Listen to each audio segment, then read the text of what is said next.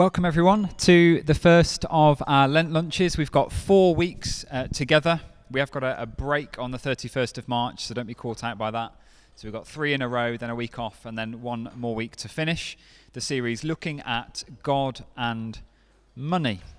So the general pattern of how we're going to meet is we're going to try and serve.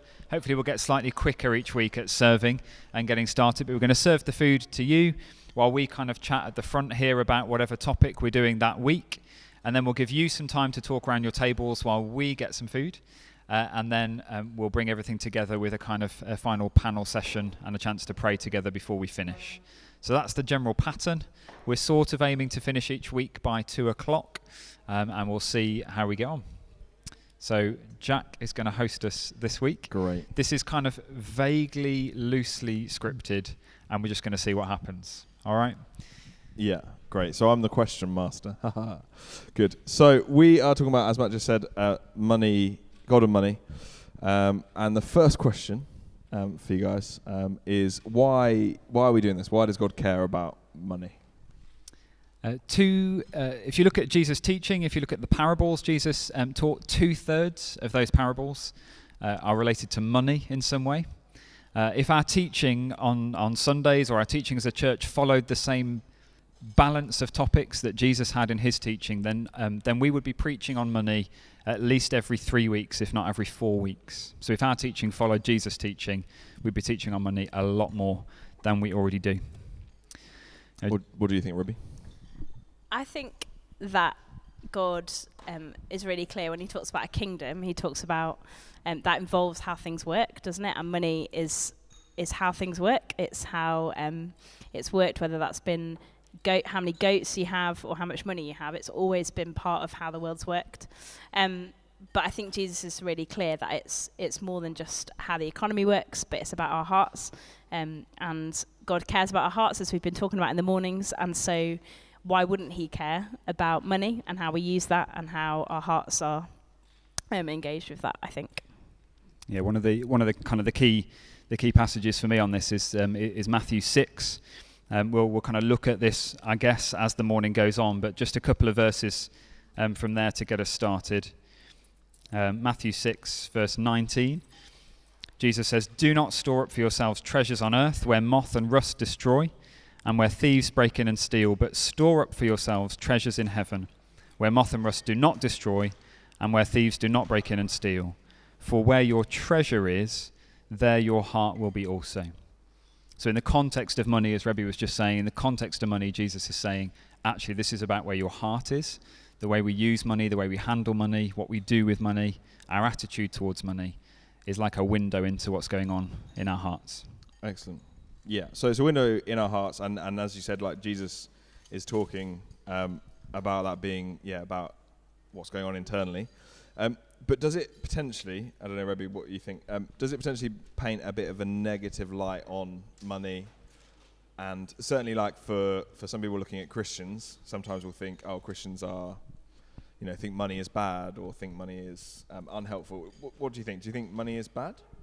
I think one of the most misquoted parts of Scripture is money is the root of all evil. And actually, that isn't what the Bible says. It says the love of money is the root of all evil in 1 Timothy. And so often, I think we miss the love bit and it's quoted as money is the root of all evil, money is bad. But actually, God isn't saying money is bad. What he's saying is Scripture saying that the love of money is bad. So I think it's really clear that we figure that out, that it's not that money is bad. God knows and understands money, but actually it again comes back to that heart issue of loving money is evil, money itself isn't. Is how we then figure that out. Yeah, so kind of for me, money is kind of, it's a neutral thing. Money can be used for good, it can be used badly, and that is to do with the state of our hearts. Money can do all sorts of good things. Our wealth, our ability to produce wealth, our ability to earn money, those are kind of God-given things. Money can be used to bless people. There's loads of good things that money can do as well. So it's not just, we don't just want this to be a series that's kind of saying money is bad and money is negative and we shouldn't kind of have any. Yeah, and of course, the principles we're applying to money could be applied beyond that as well, can they? To the way we handle, our relationships, the way we handle, the things that we have, the amount of soup we have in our bowl. It's, they're just a thing. They're not good or bad. Well, in fact, we don't even have bowls, so it's a shame. But yeah, so like it applies to stuff beyond money. It actually is God's view on, everything in lots of ways. In that sense. Okay, good. So we say money isn't evil, isn't bad, isn't evil. But do you think it is dangerous? I think you alluded to that, Matt, in what you said. Yeah, I think because it's about our hearts. It's about. It has the potential to be dangerous if our attitude to money can become a danger to us and to those around us. It's worth just saying that dangerous isn't the same as bad.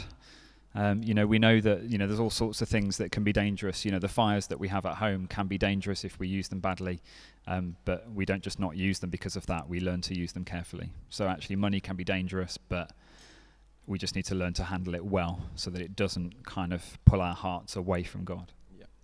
And so why is this then, Rebi? Why is money dangerous? What about it is dangerous?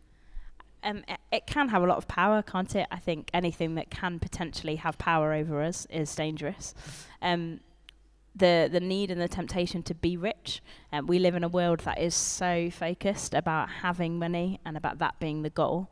And I think that in and of itself means that money is something really dangerous because it can so easily pull us away from God.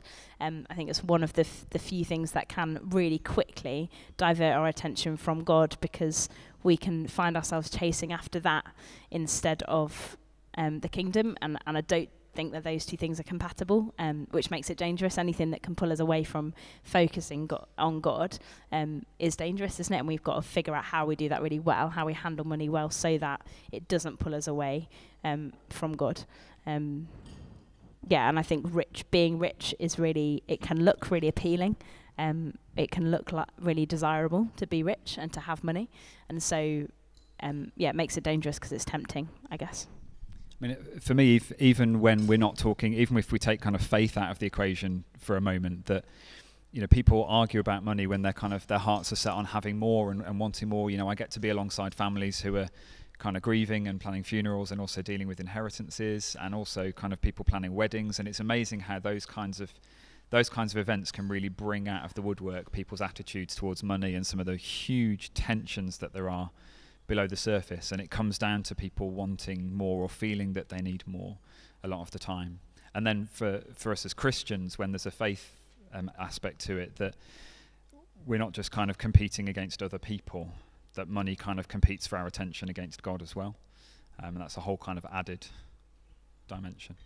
Yeah, totally. And I think you kind of alluded to it there as well. It's about sometimes it can be about it being fair. It's not necessarily about wanting more, isn't it? It can actually be about, we want the same thing as the people next to us, brothers and sisters. Maybe we want our parents to give us the same amount of pocket money and all that kind of stuff, which can just be an awkward thing, isn't it? But I think it's not about necessarily having the same amount, and it's not about amount even. It's not about that kind of thing. It's more about how we handle the money and how we treat money.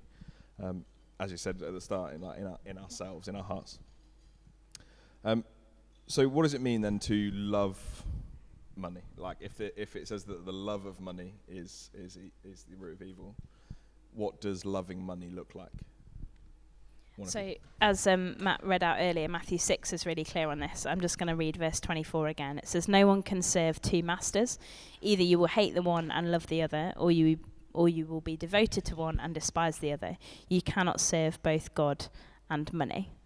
And this seems to be saying that money is God's rival. It's the thing that, we can't love both. It's not possible.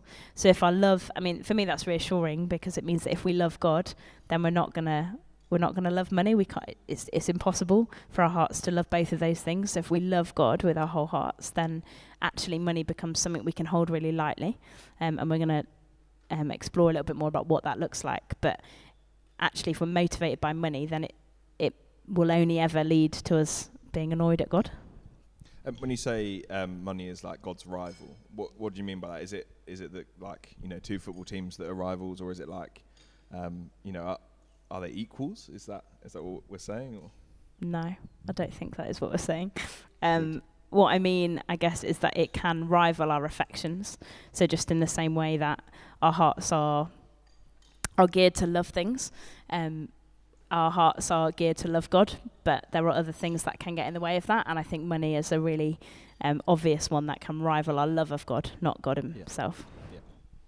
Thanks for clarifying. I find this verse 24 fascinating because it's the only time Jesus says something as clearly as this, kind of, you can't serve both God and money. Like, Jesus doesn't ever say that about anything else. You know, he doesn't say that you can't serve both God and self, although that is true. He doesn't ever state, you know, in this particular way, you can't serve God and your career, or you can't serve God and kind of immorality. He doesn't actually state any of those things that way, although he's very clear on those things. But he does feel the need to state this about money really clearly. And I wonder whether that's because it isn't that obvious, because we need money to exist on, we need money to buy the things that we need, and because money is just such an integral part of everyday life, I wonder whether it isn't as obvious that we can't serve money and God at the same time. And I guess it comes back, doesn't it, to that thing of that doesn't make money evil, because we do need to be able to, it's not like you become a Christian and you get like some sort of other fairy dust that helps you buy things, like, if only. That is not true. So we need money, but actually how we hold it and how we treat it changes, I think, when we love God, and how we hold it as well. Yeah. So just as a side question to this, and how can we compare this, you know, idea about money to other things in our lives? You know, whether it's, you know, things like status and material possessions. Like, what would you say about that? Are there comparisons? Is Jesus talking just about like cash in our pocket, or is he talking about other stuff? Sorry, that's off script. That's gone off script, can you tell? Dun, dun, dun. I just thought it was a good time to throw a curveball. Yeah, it's wider, that it's not just about money, because money represents so many other things. And I think one of the things that we'll get onto is that, you know, how we make decisions is based on often what money we have available. You know, we might feel that God is calling us to do something, and then we, rather than making a decision about whether, you know, am I going to do that because I know God's called me and therefore I'm going to trust that God will provide for it, or actually is the process, yeah, I think God's calling me to that, but I can't afford it right now, and therefore it's not going to happen. And I think actually, in a subtle way, it's not just about physical cash, it's about decision making, it's about all sorts of other things as well. Great. As you say, we'll come on to that. That's good. So, going back to specifically money, what does you know, serving money, as the kind of, you know, knock on of loving money, what does it look like to serve money? What does it look like in practice to our lives? I think, as we've already alluded to, it means a lot of things, doesn't it? To serve money affects so many things. It affects how we give, it affects how we save, it affects our attitudes, how we choose to live. And so I think it affects loads of things. Specifically, I guess, for things like saving, you know, if we're saving money, then actually we're trying to have as much as it as possible for ourselves, because if that's what we're dependent on, then that will outplay in, actually I need to save all I've got, or maybe it means actually I want to spend all I've got because I've never had any, and so now I want to spend it all because that feels like a privilege. I think it overflows into lots of things. If money has control, then it affects how we live and what we have. And also, it's that saying, isn't it, that, you know, you need to know what someone loves, you look at their bank statement. You know, what we spend our money on is often a reflection of what we think is important. And so serving money and how we treat money, I think, says a lot about where our hearts are, and what we value as well. And things like budgeting and just deciding where our money goes, I think that's... you know, so for us in our household, it's about, okay, who or what gets first priority on the, you know, the income that God has blessed us with. Part of where this comes into play is that actually God gets the first. And so if we want to budget for something else, that's after God has had first say on what that money should be used for. And obviously we all might make different decisions there, but I think that's one of the things that kind of demonstrates, okay, whose money is this? How do we understand that, and how do we make decisions about how it should be used? And just on that, Matt, I know we're going to do a future Lent Lunch on this specific topic, but how do you go about, not necessarily like what do you decide, but how do you go about thinking about where you put your money, where you budget in terms of, is it just like, oh, I want that, I like that, or is there a conversation that you have with yourself? Yeah, it's going to, and that is something that's going to vary probably from one household to the next, from one individual to the next, depending on how many people are involved in the situation. For me, I'm so glad that I was raised to understand the principle of giving to God first, giving God the first fruits. And so that's kind of never been a negotiable in terms of how any income I've had has been treated, in that God, the first chunk of that is going to go to God primarily through the work of the local church. And then beyond that, there might be conversations about, are there other causes that I want to serve, or that as a family we want to support and to serve? So after kind of giving to the local church, we'd then think about, okay, what other causes or charities has God laid on our hearts for this season? And we kind of review those from time to time. And then after that, you've got the stuff that, food and bills and all of those sorts of things.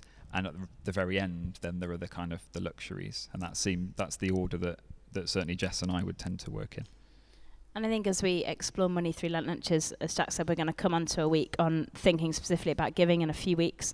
But for me, it's like taking that step back, and it's the heart issue, and it's who we're serving. Because actually all of those things won't stick if our hearts aren't being motivated by God. And if we're serving money instead, then we can have a month or two where we try, but actually no amount of trying is going to help. Actually putting God first then fuels all of those decisions to be easier, I think. Which is why I think it's helpful that Jesus says, you can't serve both, because he's making it really clear that we've got to serve something, and that choice needs to be made first, and that can motivate how else we deal with other things in our lives. Yeah, so it's more about kind of an attitude of how we look at money than, again, like the rules and the fixed things for money. Yeah, the bigger question is kind of, are we looking to the contents of our bank balance for happiness or security or for identity or any of those things? Because if we are, then it's going to be really hard to change anything practically. Yeah, great. And so we've talked a bit about Matthew 6. What is Jesus' strategy in Matthew 6 and in the rest of the Gospels for kind of handling money well? He talks an amount about money. He doesn't talk loads and loads about it, but he does talk quite a decent amount about it. What are his strategies? What strategies can we pick up from the Gospels about Jesus' view? So the verses that we've read so far come from like the middle of chapter 6, but before that he's doing some teaching on prayer and fasting, and how actually the point of those is about developing our relationship with God. So the priority is always about what's this doing for our relationship with God, not what's it doing for our status with other people or the way we look to others. And in the middle of that teaching on prayer, this is where we get Jesus teaching us the Lord's Prayer, which we've said already together this morning. But, our Father in heaven, hallowed be your name, your kingdom come, your will be done on earth as in heaven. So the prayer starts with a focus on the kingdom of God. That's where our priority starts. And then the second kind of bit of the prayer, when it starts to look at our requests, is give us today our daily bread. We're trusting you, God. We're looking first to your kingdom, and then we're trusting you for our daily bread, for the things that we need right now, today. And that's kind of picking up on all of the Old Testament stories of the manna in the desert that was provided one day at a time, and they weren't supposed to store up any extras for the next day. Actually, it was about total dependence on God, that he will give us the things that we need for this day, and tomorrow is another day, and God's got that one covered as well. And that links in, doesn't it, with God also being provider. I think this is a really key part to Jesus' strategy when he talks about seek first the kingdom. I know we did that in life groups a few weeks ago. Seek first the kingdom and then all the other things. And I think Jesus was really saying, and for me, this is a verse that I come back to when I think about money, because Jesus is saying, seek me first. Like, what's your priority? If the kingdom is your priority, then I'll sort the other things. And that doesn't necessarily reflect in an amount of money, but it reflects in the way that I'm able to trust God with it. And I think we can kid ourselves as well, as a West especially, potentially when we don't need to rely on God for the everyday essentials, and we can sort of tell ourselves we're trusting Him, but actually when it comes down to it, is that what our hearts are doing? Do we trust that God does provide? Everything comes from God, and so actually, what does that look like for what we have? If everything we have is given to us by God, whether that's loads or not very much at all, how are we handling that? And how do we trust God as provider? Whether we've got loads or whether we don't have any, where is God providing for us? And I don't think Jesus cares how much money we have, but I do think He cares about what we do with what we have. There's that famous story, isn't there, of the woman with the coin, and she gives her last coin, all she has. And I think that's such a powerful image of what Jesus asks us to do. He's like, I'm asking you to trust me with what you've got, whether that's £1 million or whether that's £10. I'm asking you to trust me. And again, it comes back to that deeper heart level of trusting God with what we have, not just trusting God when we've got enough, but trusting God before we have enough, that He will provide, and also having our eyes open to see His provision. I think it can be really easy to see God's provision when we've got nothing and He's provided, but actually when we have anything that we have is God's provision. So seeing Him as provider in all areas, I think, is really important and helps again to us to figure this stuff out when it comes to money as well. And that's quite a vulnerable kind of trust, kind of faith moment, isn't it? So it tests your faith. I just wonder, would you be able to share an experience of that, either of you, about kind of trusting in God as provider when maybe like it doesn't feel so easy to do that? Yeah, so I'm happy to share. In my previous job, I actually didn't have a salary. The way that it worked was I was a missionary and I was supported by people's generosity, which is weird, a bit bizarre. Not everyone finds themselves in that position, but for 5 years, that was how I had an income, and it was an incredible way of seeing God's provision and generosity. And yeah, so many moments where I saw God's provision practically when I moved to Wolves. God provided both a house and a car for me, which was all that I needed, and completely out of nowhere, basically. I won't go into details, but I'm happy to share it with you afterwards. But just seeing God's provision in those moments, in a real practical way of genuinely Him just providing exactly what I needed, was incredible. And trusting Him before those moments that He is provider, and then recognizing that, for me, it was a real privilege, because it meant that I saw God's provision in a way that I think when you get a monthly sum every month, it's really difficult to remember that that's also God's provision. And now I have a regular income, I'm reminding myself again that God is still provider. He's still provided me with that. It just looks different. But yeah, it was amazing to see God's provision. Couple of examples I can think of to do with the kind of decision making stuff and not allowing money to dictate decisions that have been made. And so one was kind of going off to train at Vicar Factory in Nottingham, and just not being sure what that would mean for Jess with her her teaching career and so on, and just trusting that God would provide. And actually it was amazing that Jess ended up in just the right school. When it kind of, there was so many people trying to get jobs at that point, and God just kind of really gave it a great opportunity for her to continue teaching up there.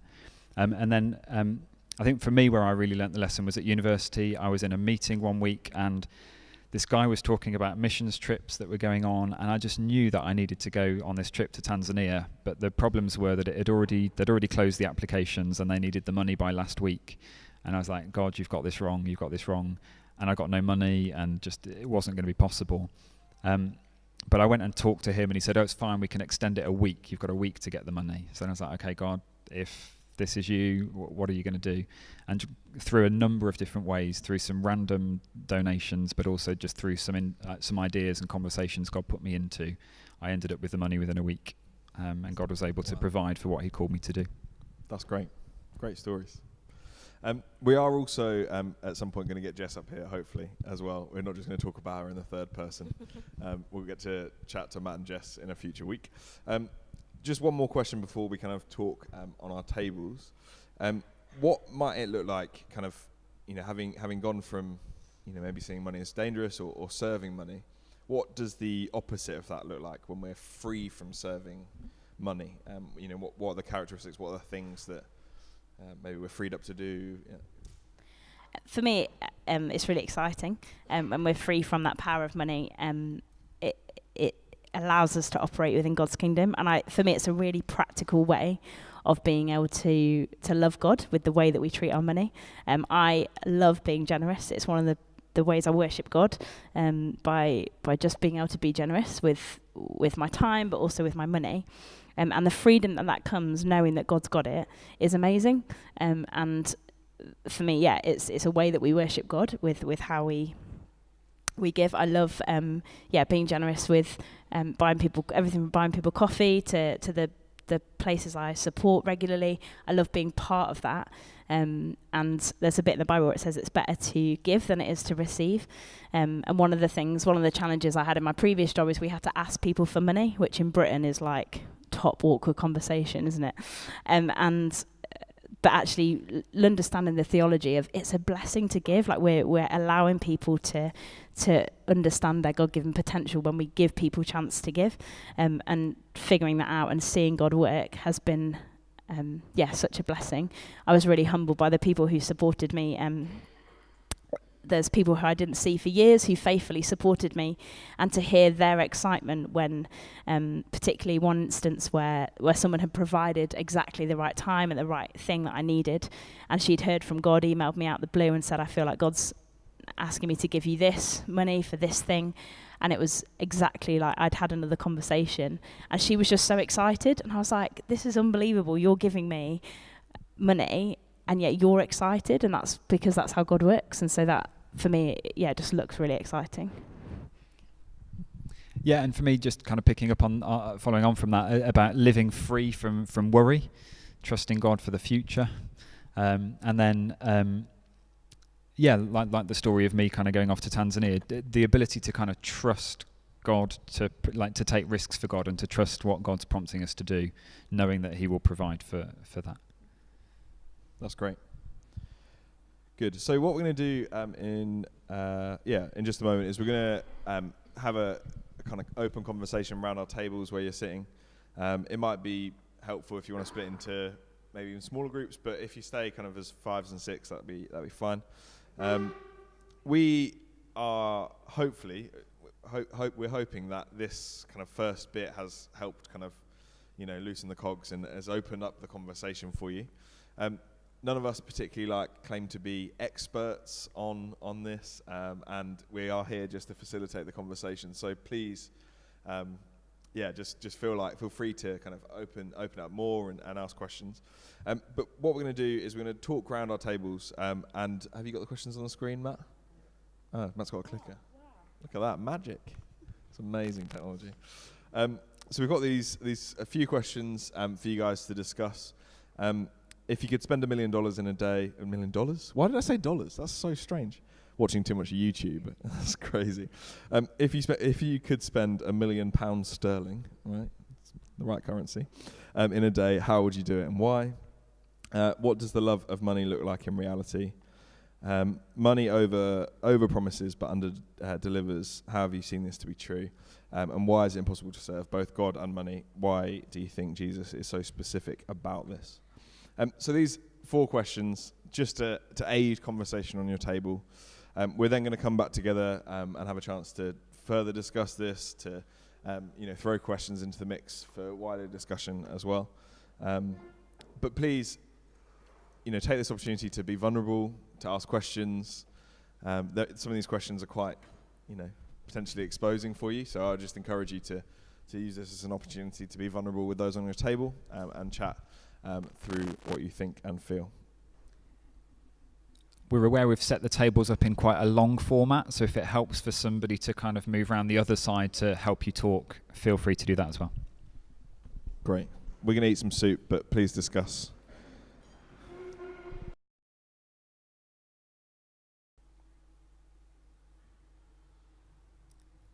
Father, thank you for this time that we've had together now. Thank you for the chance to just open up this conversation about how you would have us relate to money.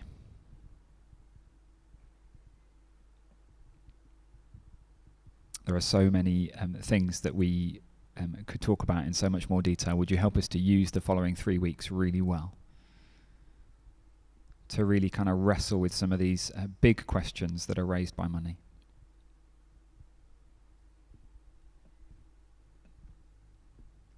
And Jesus, one of the things that's clear from your teaching is that you don't want money to be the thing that sets the agenda for us. So would you help us this week to trust in you, to trust your provision, to trust in your goodness, and to begin talking to you more about how we are good stewards of the money that you trust us with.